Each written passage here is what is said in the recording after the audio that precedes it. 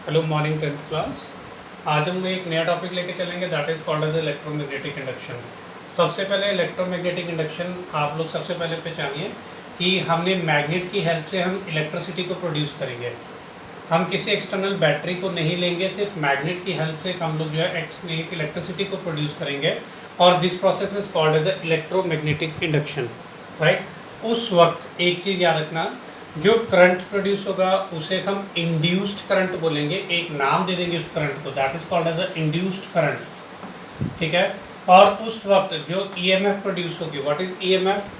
Electromotive force होते। सिर्फ आपने अभी तक ये याद रखना, सिर्फ ईएमएफ जो होता है वो होता है पोटेंशियल डिफरेंस, यानी जो वोल्टेज देते हैं उसके बराबर होता है। बड़ी क्लासेस में आप लोग समझोगे।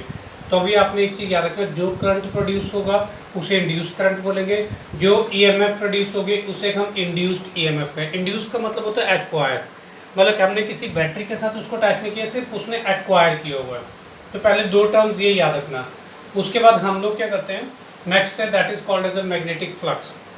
बीच में बार बार हम टर्म्स यूज करेंगे, what is magnetic flux. Suppose ये कोई सरफेस है, अब इसके अंदर क्या हुआ, मैग्नेटिक फील्ड लाइंस ने एंटर किया, तो हमने क्या किया, उस वक्त उसको एक नाम दे दिया that is called as a magnetic flux, यानी it is the number of magnetic field lines crossing the surface. Flux मतलब magnetic field lines crossing the surface. दो टर्म्स आपको क्लियर हुई। अब हम लोग एक टॉपिक की तरफ लेके चलते हैं that is called as a Faraday's law. अब फैराडेज नाम का एक साइंटिस्ट था, उसने क्या किया, एक सिंपल सा एक्सपेरिमेंट किया। उसने क्या किया, कॉइल ली और कॉइल को किसी गैल्वेनोमीटर के साथ अटैच कर दिया। इसने किसी बैटरी के साथ अटैच नहीं किया। अब उसने क्या देखा, जब तक तो ये मैग्नेट, और एक मैग्नेट को ले लिया, उसने देखा कि जब तक ये मैग्नेट स्टेशनरी था, गैल्वेनोमीटर एक ऐसा डिवाइस होता है जो छोटी से छोटी भी वैल्यू जो है वो करंट की बताता है। तो उसने देखा कि जब ये मैग्नेट स्टेशनरी था, गैल्वेनोमीटर के अंदर जो निडल थी वो नहीं हिल रही थी, वो एज इट इज स्टिल पड़ी हुई थी। लेकिन फिर उसने क्या किया, जैसे कि मैग्नेट को विग्रसली रब करना शुरू किया, उसने देखा कि गैल्वेनोमीटर ने जो है वो निडल ने हिलना शुरू कर दिया। It shows the deflection.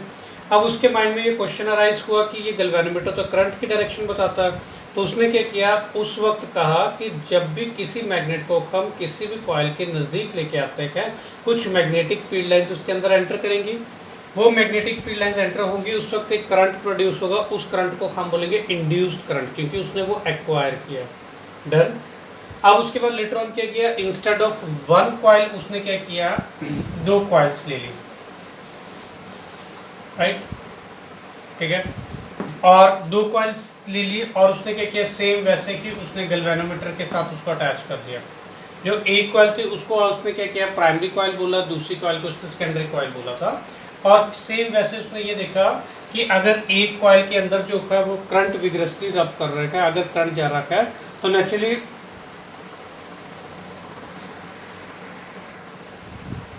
अब हम लोग जो इसको जो है वो डीपली देखते हैं। फैराडेज ने सबसे पहले क्या किया था, एक कॉइल ली थी और उसको सीधे गैल्वेनोमीटर के साथ अटैच किया था और यहाँ पे एक मैग्नेट रख दिया था।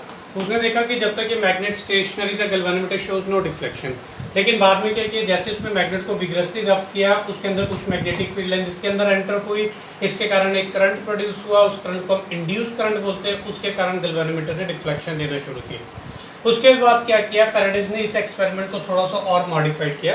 इंस्टेड ऑफ वन कॉइल उसने क्या किया, दो कॉइल्स ली।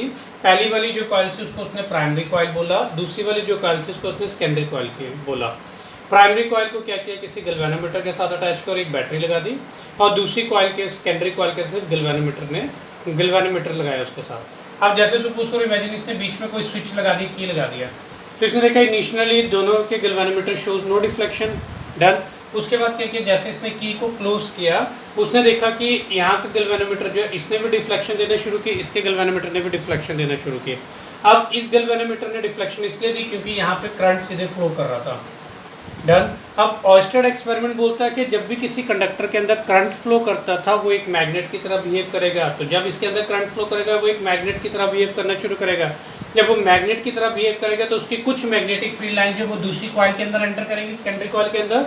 तो जो सेकेंडरी कॉइल का उस वक्त जो है, जो उसका गैल्वेनोमीटर है वो डिफ्लेक्शन क्यों दे रहा है, it is only due to the induced current. ये तो उसने एक्सपेरिमेंट दिया गैल्वेनोमीटर इनसे रिलेटेड फैराडेज ने। अब फैराडेज ने क्या किया, दो स्टेटमेंट दे दी थी इसी से रिलेटेड। तो पहला स्टेटमेंट क्या था, whenever the amount of magnetic flux link with the coil changes and EMF is induced in the coil. मतलब जब तक फ्लक्स चेंज होता रहेगा, जब तक मैग्नेटिक फील्ड एंटर करती रहेंगी, तब तक एक इंड्यूस्ड करंट इसके अंदर प्रोड्यूस होता रहेगा। डन। और दूसरी बात जो है इसने कहा, अब जब ये फ्लक्स जो चेंज हो रहा है वो ईएमएफ के डायरेक्टली प्रोपोर्शनल होगा। The rate of change of flux, rate of change of flux, जब आपने 9th क्लास में जो rate of change of momentum पढ़ा था, वैसे मैंने बताया था जब भी रेट वर्ड आता है तो d/dt आता है। तो यहाँ पे rate of change of flux is directly proportional to the EMF induce. अब ईएमएफ इंड्यूस, आपने एक चीज़ देखा यहाँ पे हमने नेगेटिव साइन ले रखे हैं, अभी सिर्फ आप याद करने के लिए रखिए इसको, बड़ी क्लासेस में पढ़ोगे आप। ये नेगेटिव साइन किस लिए होता है, जिसके कारण प्रोड्यूस होता है, इसको अपोज करने की कोशिश करता है। तो आपने फैराडेज का एक्सपेरिमेंट पढ़ा, फैराडेज के लॉज पढ़े। आज के लिए हम लोग यही करेंगे। थैंक यू बेटा।